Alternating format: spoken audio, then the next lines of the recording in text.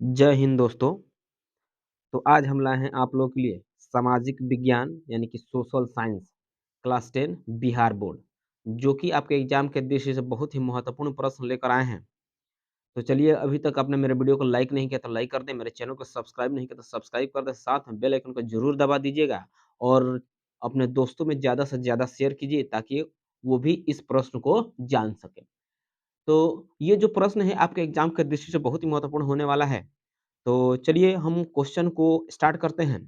हम इसमें 80 प्रश्न करेंगे जो कि आपके एग्जाम के दृष्टि से बहुत ही महत्वपूर्ण यानी वीवीआई क्वेश्चन हम लेकर आए हैं। चुनिंदा प्रश्न है जो आप अगर इस वीडियो को ध्यान से देख लेते हैं तो उम्मीद है कि लगभग में आप अच्छा स्कोर कर सकते हैं अपने एग्जाम में। तो चलिए यहाँ से हम स्टार्ट करते हैं। सबसे पहला प्रश्न है हमारा, स्क्रीन पे आपको दिख रहा होगा। तो कह रहा है पहला प्रश्न, हिंद चीन में कौन सा राष्ट्र शामिल नहीं है? ऑप्शन ए है वियतनाम, बी है लाओस, सी है चीन, डी है कंबोडिया।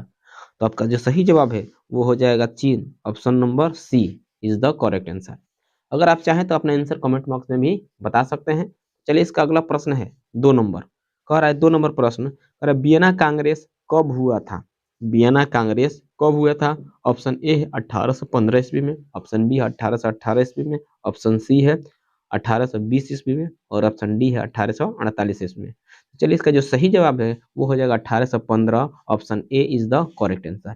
3 नंबर प्रश्न हमारा कह रहा है कि गद्दार में भारत में गद्दार पार्टी की स्थापना किसने की? ऑप्शन ए है Gurdayal Singh, option C B है चंद्रशेखर आजाद, ऑप्शन सी है लाल हरदयाल, ऑप्शन डी है मोहन सिंह भाखना। तो आपका सही जवाब है वो हो जाएगा Lala Hardayal. Option C is the correct answer. अगला प्रश्न हमारा कह रहा है, अगला प्रश्न है 4 नंबर। कह रहा है कि द्वितीय विश्व युद्ध के बाद यूरोप में किस संस्था का उदय आर्थिक दुष्प्रभाव को समाप्त करने के लिए हुआ? द्वितीय महायुद्ध के बाद यूरोप में किस संस्था का उदय आर्थिक दुष्प्रभावों को समाप्त करने के लिए हुआ? तो आपका ऑप्शन ए है सार्क, ऑप्शन बी है नाटो, ऑप्शन सी है ओपेक और ऑप्शन डी है यूरोपीय संघ। इसका जो सही जवाब है वो हो जाएगा यूरोपीय संघ। Option D is the correct answer. 5 number प्रश्न कह रहा है हमारा, नरोत्तर सिहानुक किस देश के शासक थे? नरोत्तम सिहानुक किस देश के शासक थे? ऑप्शन ए है वियतनाम, बी है लाओस, सी है थाईलैंड और डी है कंबोडिया। चलिए, आपका जो सही जवाब है वो हो जाएगा कंबोडिया। ऑप्शन नंबर अगला प्रश्न हम देखते हैं 6 नंबर। कह रहा है कि वाष्प चलित इंजन का आविष्कार किसने किया था? अब वाष्प चलित इंजन का आविष्कार किसने किया था? ऑप्शन ए है अब्राहम डर्बी, ऑप्शन बी है जेम्स वाट, ऑप्शन सी है जॉर्ज स्टीफिसन, डी है रॉबर्ट फुल्टन। आपका जो सही जवाब है वो हो जाएगा George Stephenson. Option C is the correct answer. तो चलिए, आप लोग अपने आंसर कमेंट बॉक्स में बताते रहिएगा और अंत में आप जरूर अपना कमेंट बॉक्स में बताइएगा कि आपका स्कोर कितना हुआ था, आपने कितना सही प्रश्नों का उत्तर दिया है। वो इससे आपका अंदाजा लग जाएगा कि आपका तैयारी कैसा चल रहा है। चलिए, हम प्रश्न नंबर 7 देखते हैं। तो प्रश्न नंबर जो 7 है वो कह रहा है कि Tata iron and steel company की स्थापना कब की गई? Tata iron and steel company की स्थापना कब की गई? ऑप्शन ए है 1854 में, ऑप्शन बी है 1907, ऑप्शन सी है 1915, ऑप्शन डी है 1923। तो चलिए, इसका जो सही जवाब है वो हो जाएगा 1907। ऑप्शन बी हमारा सही आंसर हो जाएगा। 8 नंबर प्रश्न कह रहा है गोल घर कहाँ पर स्थित है, यानी कि गोल घर कहाँ स्थित है? ऑप्शन ए है कोलकाता, बी है पटना, सी है दिल्ली, डी है गया। का जो सही प्रश्न का जवाब है वो हो जाएगा पटना। ऑप्शन बी हमारा सही आंसर हो जाएगा। 9 नंबर प्रश्न कह रहा है किस अमेरिकी राष्ट्रपति ने न्यू डील लागू की? किस अमेरिकी राष्ट्रपति ने न्यू डील लागू की? ऑप्शन ए है वुडरो विल्सन, बी है एफ डी रूजवेल्ट, सी है अब्राहम लिंकन, डी है जॉन एफ कैनेडी। तो आपका सही जवाब हो जाएगा F D Roosevelt. Option B हमारा सही आंसर होगा। 10 नंबर प्रश्न कह रहा है कि नेपोलियन संहिता किस वर्ष लागू की गई? नेपोलियन संहिता किस वर्ष लागू की गई? ऑप्शन ए है 1779 में, 1789 में, ऑप्शन बी है 1791 में, ऑप्शन सी है 1801 में और ऑप्शन डी है 1804 में। तो चलिए आपका जो सही जवाब है वो हो जाएगा 1804, ऑप्शन डी हमारा सही आंसर होगा। अगला प्रश्न हम देखते हैं 11 नंबर। 11 नंबर प्रश्न हमारा क्या कहता है, कह रहा है कि फ्रैंकफर्ट की संधि कब हुई? फ्रैंकफर्ट की संधि कब हुई? ऑप्शन ए है 1864, ऑप्शन बी है 1866, ऑप्शन सी है 1870 और ऑप्शन डी है 1871। तो आपका सही जवाब हो जाएगा 1870, ऑप्शन सी हमारा सही आंसर होगा। 12 नंबर प्रश्न कह रहा है कार्ल मार्क्स का जन्म कहाँ हुआ था? कार्ल मार्क्स का जन्म कहाँ हुआ था? ऑप्शन ए है जर्मनी, ऑप्शन बी है इंग्लैंड, ऑप्शन सी है फ्रांस, ऑप्शन डी है पोलैंड। तो इसका जो सही जवाब है वो हो जाएगा जर्मनी। कार्ल मार्क्स का जन्म जर्मनी में हुआ था। इससे संबंधित एक और प्रश्न पूछा जाता है कि दास कैपिटल पुस्तक की रचना किसने किया था? तो दास कैपिटल पुस्तक जो है वह कार्ल मार्क्स के द्वारा ही लिखा गया है, यह भी ध्यान में रखना होगा, बहुत इंपॉर्टेंट प्रश्न है। चलिए 13 नंबर प्रश्न हमारा कह रहा है कि 1891 में निम्न में से कौन अस्तित्व में आया? 1891 में निम्न में से कौन अस्तित्व में आया? ऑप्शन ए है WTO, ऑप्शन बी है गेट, ऑप्शन सी है नई आर्थिक नीति, ऑप्शन डी है इनमें से कोई नहीं। जो आपका सही जवाब है वो हो जाएगा नई आर्थिक नीति, option C is the correct answer. चलिए इसके बाद हम देखते हैं 14 नंबर प्रश्न। 14 नंबर प्रश्न कह रहा है इन आर्थिक क्रियाओं में कौन प्राथमिक क्षेत्र से संबंधित नहीं है? इन आर्थिक क्रियाओं में यानी जो क्रिया दिया गया है इनमें से कौन प्राथमिक क्षेत्र के से संबंध नहीं रखता है, यानी कि प्राथमिक क्षेत्र के अंतर्गत वो नहीं आता है। तो ऑप्शन ए है मत्स्य पालन, बी है बैंकिंग, सी है खनन और डी है वन। तो इसमें का जो सही जवाब है वो हो जाएगा खनन। खनन हमारा प्राथमिक क्षेत्र के अंतर्गत नहीं आता है। चलिए इसके बाद हम अगला प्रश्न देखते हैं 15 नंबर।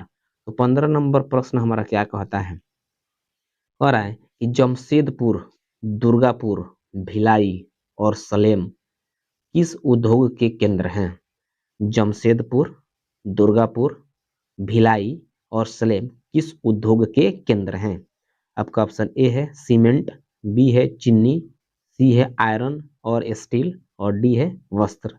इसका जो सही जवाब है वो हो जाएगा आयरन और स्टील के लिए मशहूर है, यानी कि वहाँ पे आयरन और स्टील का निर्माण ज्यादा होता है, वहाँ पर इन सभी का उद्योग है। चलिए अब देखते हैं अगला प्रश्न। तो जो अगला प्रश्न है वो हमारा कह रहा है 16 नंबर प्रश्न। 16 नंबर जो प्रश्न कर प्रति व्यक्ति आय का आशय है? प्रति व्यक्ति आय का आशय है। ऑप्शन ए है संपूर्ण आय, बी है औसत आय, सी है राष्ट्रीय आय और डी है सीमांत आय। तो इसका जो सही जवाब है वो हो जाएगा औसत आय, ऑप्शन बी हमारा सही जवाब होगा। 17 नंबर प्रश्न, राष्ट्रीय विकास परिषद का गठन कब हुआ? राष्ट्रीय विकास परिषद का गठन कब हुआ था? ऑप्शन ए है 1950, ऑप्शन बी है 1951, ऑप्शन सी है 1952 और ऑप्शन डी है 1955। तो इसका जो सही आंसर है वो हो जाएगा 1952, ऑप्शन सी हमारा सही जवाब होगा। 18 नंबर प्रश्न कह रहा है कि बांग्लादेश की मुद्रा है, बांग्लादेश की मुद्रा है रुपया, डॉलर, कोना, टका। आपका जो सही जवाब है वो हो जाएगा टका, ऑप्शन डी हमारा सही जवाब होगा। 19 नंबर प्रश्न कह रहा है राष्ट्रीय आय का अर्थ है, राष्ट्रीय आय का अर्थ है सरकार की आय, सरकार की आय, बी है पारिवारिक आय, सी है सार्वजनिक आय, डी है उत्पादनों के साधनों की आय। आपका सही जवाब हो जाएगा उत्पादनों के साधनों की आय, उत्पादन के साधनों की आय, ऑप्शन डी हमारा सही जवाब होगा। चलिए इसके बाद आगे बढ़ते हैं अगला प्रश्न 20 नंबर। 20 नंबर प्रश्न कह रहा है कि भारत में उपभोक्ता संरक्षण कानून कब लागू हुआ? भारत में उपभोक्ता संरक्षण कानून कब लागू हुआ? ऑप्शन ए है 1968, बी है 1986, सी है 1984 और डी है 1976। तो आपका सही जवाब हो जाएगा 1986, ऑप्शन बी हमारा सही जवाब होगा। 21 नंबर प्रश्न है भूमि विकास बैंक द्वारा किस प्रकार का ऋण प्रदान किया जाता है? भूमि विकास बैंक द्वारा किस प्रकार का ऋण का प्रदान किया जाता है? ऑप्शन ए है अल्पकालीन ऋण, ऑप्शन बी है मध्यकालीन ऋण, सी है दीर्घकालीन ऋण और डी है इनमें से सभी। आपका जो सही जवाब है वो हो जाएगा दीर्घकालीन ऋण, ऑप्शन सी हमारा सही आंसर होगा। 22 नंबर प्रश्न कह रहा है भारत में किस प्रकार की आर्थिक प्रणाली पाई जाती है?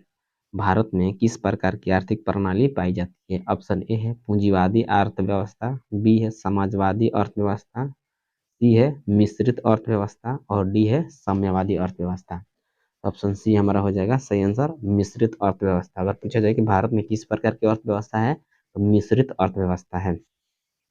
23 नंबर प्रश्न कह रहा है नागार्जुन सागर परियोजना संबंधित है, यानी नागार्जुन सागर परियोजना है जो किस नदी पर है, यह भी क्वेश्चन पूछा जा सकता है।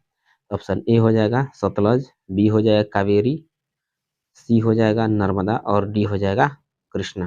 तो इसका सही जवाब हो जाएगा कृष्णा, यानी कृष्णा नदी पर यह परियोजना बना हुआ है। ऑप्शन डी हमारा सही आंसर होगा। चलिए इसके बाद हम देखते हैं क्वेश्चन नंबर 24। तो 24 नंबर प्रश्न हमारा क्या कह रहा है 26 दिसंबर 2004 को विश्व का कौन सा भाग सुनामी से प्रभावित हुआ था?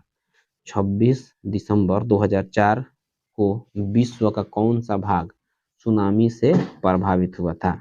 ऑप्शन ए है पश्चिम एशिया, ऑप्शन सी है अंटार्कटिक महासागर, सी है अटलांटिक महासागर और डी है बंगाल की खाड़ी। तो आपका सही जवाब हो जाएगा बंगाल की खाड़ी, ऑप्शन डी हमारा सही आंसर होगा। 25 नंबर प्रश्न कह रहा है सामान्य संचार व्यवस्था के बाधित होने का मुख्य कारण क्या है? सामान्य संचार व्यवस्था के बाधित होने का मुख्य कारण क्या है? ऑप्शन ए है केबल का टूटना, बी है संचार टावरों की दूरी, सी है टावरों की ऊंचाई में कमी और डी है इनमें से कोई नहीं। तो सही जवाब हो जाएगा केबल का टूटना, ऑप्शन बी ए हमारा सही आंसर होगा। 26 नंबर प्रश्न कह रहा है बाढ़ क्षति पहुंचाती है फसलों को, ऑप्शन ए है, बी है पशुओं को, सी है भवनों को, उपयुक्त सभी को। तो बाढ़ आएगा तो सिर्फ एक जगह थोड़ी ना जाएगा, वहाँ पर घर थोड़ी देखेगा, घर है तो वहाँ पर नहीं जाएंगे, फसल है तो वहाँ नहीं जाएंगे, जहाँ पशु बांधे हुए तो वहाँ पर नहीं जाएंगे, तो वो क्या करेगा सभी को नुकसान पहुंचाएगा। तो ऑप्शन डी हमारा सही आंसर हो जाएगा। 27 नंबर प्रश्न कह रहा है स्वर्णिम चतुर्भुज संबंधित है, स्वर्णिम चतुर्भुज संबंधित है रेलवे से, सड़क मार्गों से, जल मार्गों से और वायु मार्गों से। आपका सही जवाब क्या होगा इसमें? आपका जो सही जवाब हो जाएगा सड़क मार्गों से, ऑप्शन बी हमारा सही जवाब होगा। चलिए आगे बढ़ते हैं। इसके बाद से हम देखते हैं 28 नंबर प्रश्न।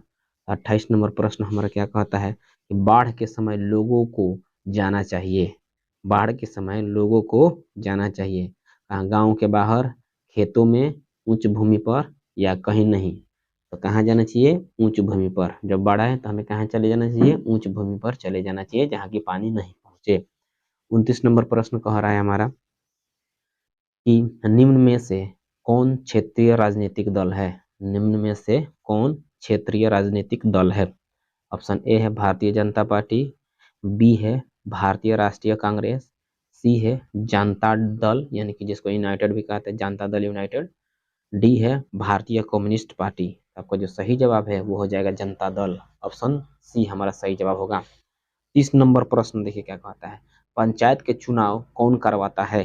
पंचायत का चुनाव कौन करवाता है? ऑप्शन ए केंद्र सरकार, बी जिला परिषद, सी राज्य चुनाव आयोग और डी राज्य सरकार। आपका जो सही जवाब है वो हो जाएगा राज्य चुनाव आयोग, ऑप्शन सी हमारा सही आंसर होगा। 31 नंबर प्रश्न कहता है भारत के किस राज्य से पंचायती राज की शुरुआत हुई? भारत के किस राज्य से पंचायती राज की शुरुआत हुई? ऑप्शन ए है बिहार, ऑप्शन बी है उत्तर प्रदेश, सी है पंजाब और डी है राजस्थान। आपका सही जवाब हो जाएगा राजस्थान, ऑप्शन डी हमारा सही आंसर होगा, ऑप्शन नंबर डी हमारा सही आंसर होगा। चलिए इसके आगे बढ़ते हैं अगला प्रश्न की तरफ। अगला प्रश्न 32 नंबर प्रश्न हमारा कहता है वर्ष 1975 भारतीय राजनीतिक में किस लिए जाना जाता है? वर्ष 1975 भारतीय राजनीति में किस लिए जाना जाता है? ऑप्शन ए है इस वर्ष आम चुनाव हुए थे, ऑप्शन बी है श्रीमती इंदिरा गांधी प्रधानमंत्री बनी थी, सी है देश में आंतरिक आपातकाल लागू हुआ था या डी जनता पार्टी की सरकार बनी थी।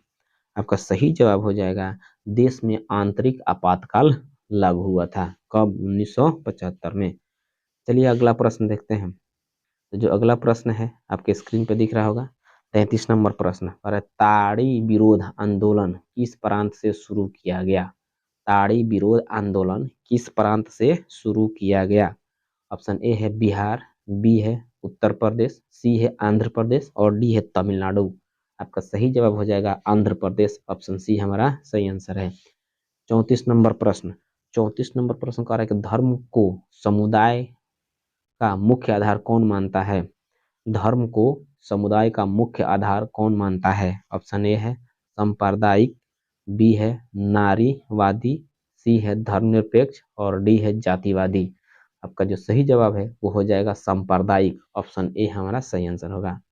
35 नंबर प्रश्न कह रहा है सत्ता में साझेदारी सही है क्योंकि यह विविधता को बढ़ाती है। ऑप्शन ए है। ऑप्शन बी है देश की एकता को कमजोर करती है।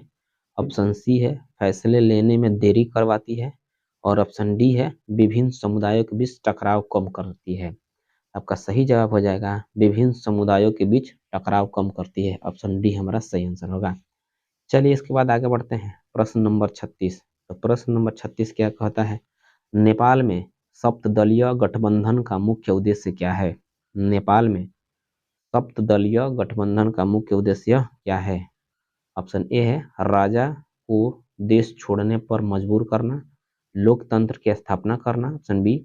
ऑप्शन सी है भारत नेपाल के बीच संबंधों को बेहतर बनाना और ऑप्शन डी है सर्वदलीय सरकार की स्थापना करना।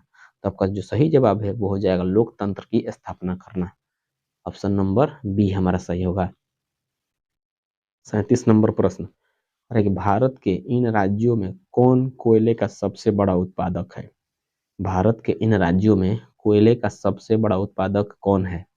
ऑप्शन ए दिया है पश्चिम बंगाल, बी है झारखंड, सी है उड़ीसा, डी है छत्तीसगढ़। चलिए आपका जो सही जवाब है वो हो जाएगा झारखंड। ऑप्शन बी हमारा सही आंसर होगा। 38 नंबर प्रश्न। सौर ऊर्जा के उत्पादन के लिए सर्वाधिक उपयुक्त राज्य है? सौर ऊर्जा के उत्पादन के लिए सर्वाधिक उपयुक्त राज्य है असम। ऑप्शन ए है, बी है अरुणाचल प्रदेश, सी है राजस्थान, डी है मेघालय। ऑप्शन सी हमारा हो जाएगा आंसर सही राजस्थान, क्योंकि राजस्थान में बहुत ज्यादा गर्मी पड़ती है और वहां पर धूप भी बहुत तेज होता है। चलिए 39 नंबर प्रश्न हम देखते हैं। 39 नंबर जो प्रश्न है वो कह रहा है कि बिहार की पहली नदी घाटी परियोजना कौन है? बिहार की पहली नदी घाटी परियोजना कौन है? ऑप्शन ए है गंडक नदी घाटी परियोजना, बी है कोसी नदी घाटी परियोजना, सी है बागमती परियोजना और ऑप्शन डी है सोन नदी घाटी परियोजना। तो आपका जो सही जवाब है वो हो जाएगा सोन नदी घाटी परियोजना। ऑप्शन डी हमारा सही आंसर होगा। 40 नंबर प्रश्न। 40 नंबर प्रश्न कह रहा है कि सुंदरवन टाइगर रिजर्व कहाँ है? सुंदरवन टाइगर रिजर्व कहाँ है? ऑप्शन ए है पश्चिम बंगाल, बी है उड़ीसा, सी है उत्तराखंड, डी है केरल। चलिए आपका सही जवाब हो जाएगा पश्चिम बंगाल। ऑप्शन ए हमारा सही आंसर होगा। 41 नंबर प्रश्न हमारा कह रहा है भारत में सबसे लंबा बांध कौन है? भारत में सबसे लंबा बांध कौन है? ऑप्शन ए है भाखड़ा नंगल बांध, ऑप्शन बी है नागार्जुन सागर बांध, ऑप्शन सी है हीराकुंड बांध या ऑप्शन डी है टिहरी बांध। आपका जो सही जवाब है वो हो जाएगा हीराकुंड बांध। ऑप्शन सी हमारा सही आंसर होगा। 42 नंबर क्वेश्चन देख लेते हैं। कह रहा है कौन प्राथमिक ऊर्जा का उदाहरण नहीं है? कौन प्राथमिक ऊर्जा का उदाहरण नहीं है? कोयला। ऑप्शन ए है, बी है विद्युत, सी है पेट्रोलियम और डी है प्राकृतिक गैस। आपका जो सही जवाब है वो हो जाएगा विद्युत। ऑप्शन बी हमारा सही आंसर होगा। चलिए इसके बाद हम देखते हैं 43 नंबर प्रश्न। 43 नंबर प्रश्न क्या कहता है? कह रहा है कि पूर्व मध्य रेल का मुख्यालय कहाँ है? पूर्व मध्य रेल का मुख्यालय कहाँ है? ऑप्शन ए है नई दिल्ली, बी है कोलकाता, सी है मुंबई और डी है हाजीपुर। आपका जो सही जवाब है वो हो जाएगा हाजीपुर। डी आंसर हमारा होगा सही। 44 नंबर प्रश्न कह रहा है कि चावल है खरीफ, रबी, जायद या इनमें से कोई नहीं। तो चावल जो है वो कौन सा फसल है? खरीफ फसल के अंतर्गत आता है। ऑप्शन ए हमारा सही आंसर होगा।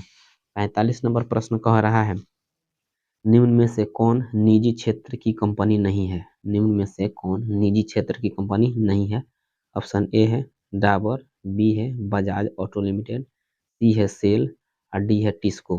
तो हमारा सही आंसर होगा सेल, ऑप्शन सी सही आंसर हो जाएगा। चलिए इसके बाद क्वेश्चन नंबर 46 देखते हैं। 46 नंबर जो प्रश्न है वो कह रहा है कि कौन खनिज कोडरमा से संबंधित है? कौन खनिज कोडरमा से संबंधित है? ऑप्शन ए है बक्साइड, बी है अभ्रक, सी है लौह अयस्क और डी है तांबा। आपका जो सही जवाब है वो हो जाएगा अभ्रक, ऑप्शन बी हमारा सही आंसर होगा। चलिए इसके बाद हम देखते हैं क्वेश्चन नंबर 47। तो 47 नंबर प्रश्न क्या कहता है?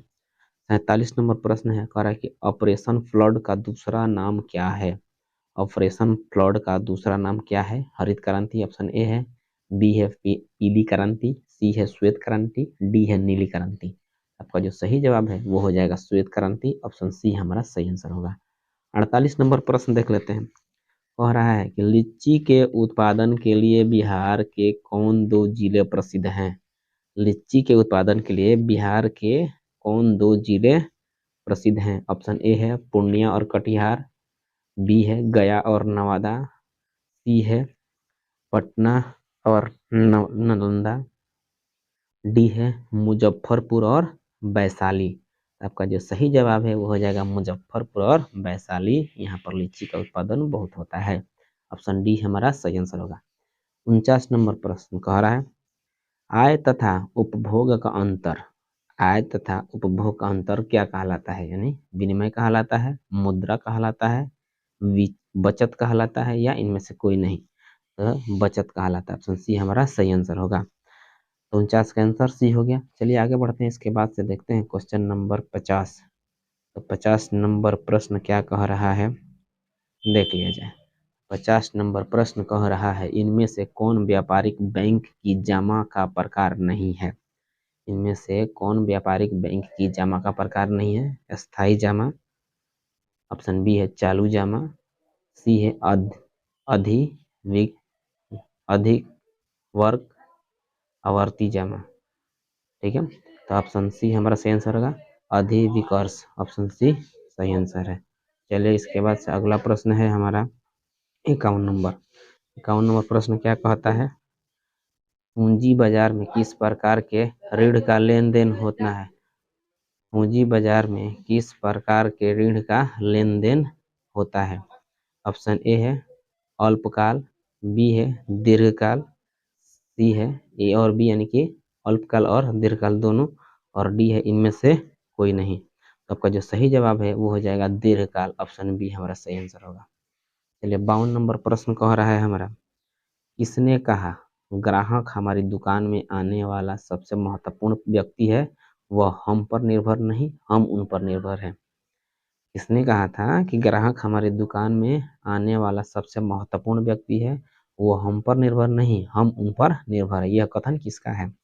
ऑप्शन ए है पंडित जवाहरलाल नेहरू, बी है राजीव गांधी, सी है महात्मा गांधी, या डी एपीजे अब्दुल कलाम आजाद। आपका जो सही जवाब है वो हो जाएगा महात्मा गांधी, ऑप्शन सी हमारा सही आंसर होगा। चलिए इसके बाद हम देखते हैं अगला प्रश्न 53 नंबर। तो 53 नंबर जो प्रश्न है वो कह रहा है इनमें से कौन गैर आर्थिक आधारभूत संरचना का घटक है? इनमें से कौन गैर आधारभूत संरचना का घटक है?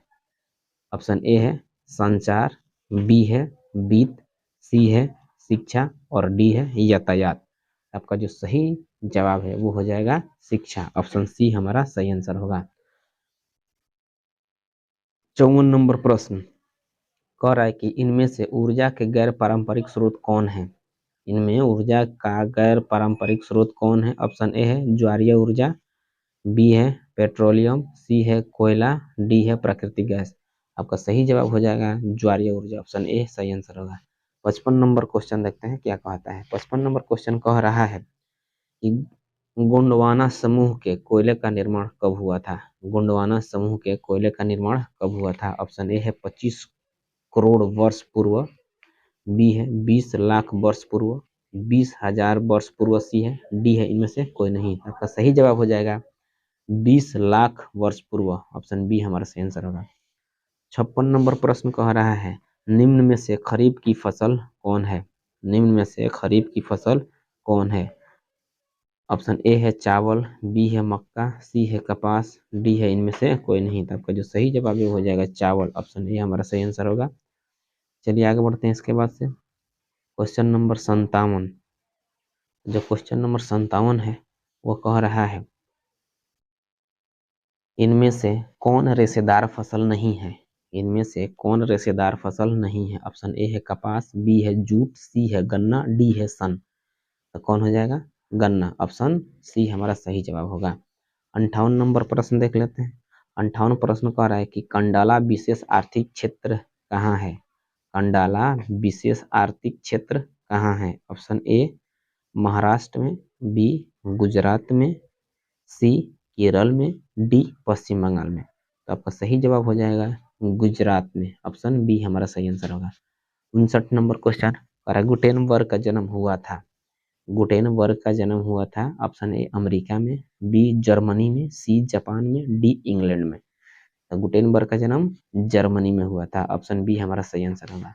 60 नंबर प्रश्न देख लेते हैं। कह रहा है कि इंग्लैंड में मुद्रण कला की शुरुआत किसने की? इंग्लैंड में मुद्रण कला की शुरुआत किसने की? ऑप्शन ए है हैमिल्टन, बी है कैक्सटन और डी है एडिसन, या सॉरी सी है एडिसन और डी है स्मिथ।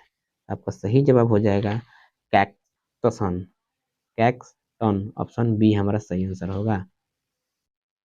चलिए 61 नंबर प्रश्न देखते हैं। कह रहा है कि 1917 में पहली रूसी क्रांति किस नाम से जानी जाती है? 1917 की पहली रूसी क्रांति किस नाम से जानी जाती है? ऑप्शन ए है फरवरी क्रांति, बी है अप्रैल क्रांति, सी है अक्टूबर क्रांति और डी है नवंबर क्रांति। आपका सही जवाब हो जाएगा फरवरी क्रांति। ऑप्शन ए हमारा सही आंसर हो जाएगा। 62 नंबर प्रश्न देखते हैं क्या कहता है। कह रहा है कि लाल सेना का गठन किसने किया था? लाल सेना का गठन किसने किया था? ऑप्शन ए है कार्लस्मार्क, बी है स्टालिन, सी है ट्रोट्स्की, डी है कोरेंस्की। तो ऑप्शन सी हमारा सही आंसर हो जाएगा ट्रोट्स्की। चलिए इसके बाद हम देखते हैं प्रश्न नंबर 63। तो 63 नंबर कह रहा है कि ऑल इंडिया मुस्लिम लीग की स्थापना कब हुई? ऑल इंडिया मुस्लिम लीग की स्थापना कब हुई? ऑप्शन ए है 1921 में, बी है 1908 में, सी है 1929 में और डी है 1936 में। तो आपका जो सही जवाब है आंसर हो जाएगा यहाँ पर 1908 नहीं रहेगा, 1906 रहेगा। ठीक है, ऑप्शन हमारा बी आंसर हो जाएगा 1906 में। तो ऑल इंडिया मुस्लिम लीग की स्थापना 1906 में हुई थी। ठीक है, चलिए अगला प्रश्न हम देखते हैं। 64 नंबर पर है तख्त श्री हरमंदिरजी साहब कहाँ स्थित है? तख्त श्री हरमंदिर जी साहिब कहाँ स्थित है? ऑप्शन ए है पटना, बी है अमृतसर, सी है दिल्ली, डी है आगरा। तो आपका जो सही जवाब हो जाएगा पटना। ऑप्शन ए हमारा सही आंसर होगा। चलिए अगला प्रश्न देखते हैं 65 नंबर। तो 65 नंबर प्रश्न कह रहा है सिपाही विद्रोह कब हुआ था? सिपाही विद्रोह कब हुआ था? ऑप्शन ए है 1855 में, बी है 1857 में, सी है 1885 में, डी है 1887 में। आपका सही जवाब हो जाएगा 1857। ऑप्शन बी हमारा सही आंसर हो जाएगा। 66 नंबर प्रश्न देखते हैं। 66 नंबर प्रश्न कह रहा है श्वेत क्रांति का संबंध अर्थव्यवस्था के किस क्षेत्र से है? श्वेत क्रांति का संबंध अर्थव्यवस्था के किस क्षेत्र से है? ऑप्शन ए प्राथमिक क्षेत्र, बी द्वितीय क्षेत्र, सी तृतीय क्षेत्र, डी इनमें से कोई नहीं। तो आपका जो सही जवाब हो जाएगा प्राथमिक क्षेत्र। ऑप्शन ए हमारा सही आंसर होगा। 67 नंबर क्वेश्चन कह रहा है बिहार दिवस कब मनाया जाता है? बिहार दिवस कब मनाया जाता है? ऑप्शन ए है 20 जनवरी, बी है 22 मार्च, सी है 23 जून, डी है 25 अगस्त। आपका सही जवाब हो जाएगा 22 मार्च। ऑप्शन बी हमारा सही आंसर होगा। चलिए आगे बढ़ते हैं इसके बाद अगला क्वेश्चन देख लेते हैं। जो अगला प्रश्न है 59 नंबर कह रहा है कि सबसे बड़े पशु मेला का आयोजन किया जाता है। ऑप्शन ए है सोनपुर, बी है हाजीपुर, सी है बक्सर, डी है भागलपुर। आपका सही जवाब हो जाएगा सोनपुर। ऑप्शन ए हमारा सही आंसर होगा। 69 नंबर प्रश्न देख लेते हैं। 69 नंबर जो प्रश्न है वो कह रहा है कि सासाराम में किस ऐतिहासिक शासक का मकबरा स्थित है? सासाराम में किस ऐतिहासिक शासक का मकबरा स्थित है? Option A Alauddin Khilji, B Aurangzeb, C Sher Shah Suri, D Qutubuddin Aibak. आपका जो सही जवाब है वो हो जाएगा शेर शाह सूरी। ऑप्शन सी हमारा सही आंसर होगा। 70 नंबर प्रश्न देखते हैं, कह कि फ्लाइंग शटल मशीन का आविष्कार किसने किया? फ्लाइंग शटल मशीन का आविष्कार किसने किया? ऑप्शन ए है जेम्स हरग्रीव्स, बी है जॉन के, ऑप्शन सी है रॉबर्ट फुल्टन, डी है जेम्स वाट। आपका जो सही जवाब है वो हो जाएगा जॉन के, ऑप्शन बी सही आंसर हो जाएगा। 71 नंबर कह रहा है कि दुर्गापुर स्टील प्लांट किस राज्य में स्थित है? दुर्गापुर स्टील प्लांट किस राज्य में स्थित है? ऑप्शन ए है मध्य प्रदेश, बी है उड़ीसा, सी है पश्चिम बंगाल, डी है झारखंड। आपका सही जवाब हो जाएगा पश्चिम बंगाल, ऑप्शन सी।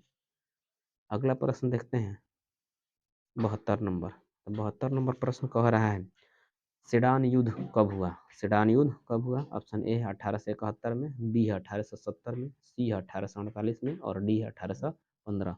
आपका सही जवाब हो जाएगा 1870, ऑप्शन बी हमारा सही आंसर होगा। 73 नंबर प्रश्न और हीगेल कौन था? हीगेल कौन था? ऑप्शन ए है जर्मन चांसलर, बी है राजनीतिज्ञ, सी है दार्शनिक, डी है इनमें से कोई नहीं। तो हीगेल कौन था? एक दार्शनिक था, ऑप्शन सी हमारा सही आंसर होगा। 74 नंबर प्रश्न देखते हैं, कह रहा है कि मार्च 1946 में फ्रांस एवं वियतनाम के बीच होने वाला समझौता किस नाम से जाना जाता है? मार्च 1946 में फ्रांस एवं वियतनाम के बीच होने वाला समझौता किस नाम से जाना जाता है? ऑप्शन ए है जेनेवा समझौता, बी है हनोई समझौता, सी है पेरिस समझौता और डी है इनमें से कोई नहीं। आपका जो सही जवाब है वो हो जाएगा हनोई समझौता, ऑप्शन बी हमारा सही आंसर हो जाएगा। 75 नंबर प्रश्न कह रहा है बंगाल विभाजन कब निरस्त किया गया? बंगाल विभाजन कब निरस्त किया गया? ऑप्शन ए है 1905, बी है 1911, सी है 1915 और डी है 1922। आपका सही जवाब हो जाएगा 1911, ऑप्शन बी हमारा सही आंसर होगा। अगला प्रश्न देखते हैं 76 नंबर। 76 नंबर प्रश्न कह रहा है किस भूकंपी तरंग का गहनता सबसे कम होती है?